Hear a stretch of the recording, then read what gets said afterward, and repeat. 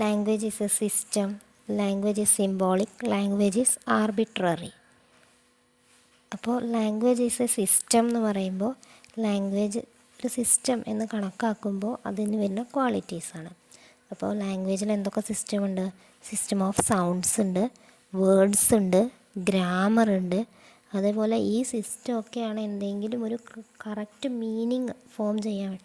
സൗണ്ടും വേർഡും ഗ്രാമറും ഉണ്ടെങ്കിൽ മാത്രമാണ് ഒരു എക്സാക്റ്റ് മീനിങ് ഫോം ചെയ്യുക.